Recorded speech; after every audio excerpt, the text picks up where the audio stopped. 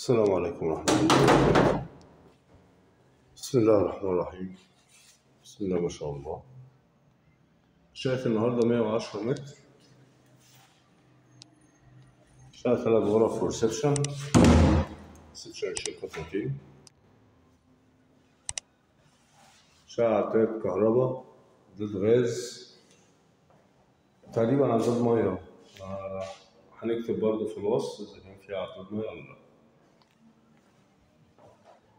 زي ما احنا شايفين كده ريسبشن قطرتين.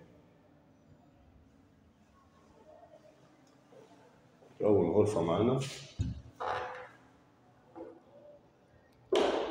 غرفة بسم الله ما شاء الله، غرفة أطفال كبيرة. هي دي الغرفة الوحيدة معانا اللي على المنور، معاها المطبخ والحمام. الدور السابع أسانسير على سكة حديد رشيد مباشر. الشارع طبعا عرض 35 متر زي ما احنا شايفين كده، الفيو مفتوح، شارع غير مجروحة نهائي، كلها على الشارع ما عدا غرفة وحمام ومطبخ على منور خاص. ده كده معانا طرقة التوزيع.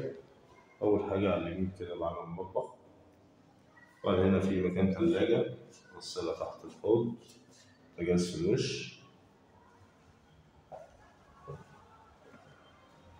تاني غرفة معانا بسم الله ما شاء الله، غرفة أطفال أو غرفة نوم، غرفة كبيرة. شقة طبعا مشمسة جيدة التهوية طول اليوم، يعني طول اليوم ما بتحتاجش تنور لمبة واحدة كده. ده الشارع اللي بيطلع على طريق الطابية اللي فيه البنك الأهلي. العمارة حوالي سادس نمرة من شارع 25، وعلى شارع سكة حديد رشيد مباشر. بانيو قاعدة وحوض، حمام كبير، شقة على الفرش على طول. دي غرفة النوم، طبعا دي أكبر غرفة معانا في الشقة، ببلكونة برضه على الشارع.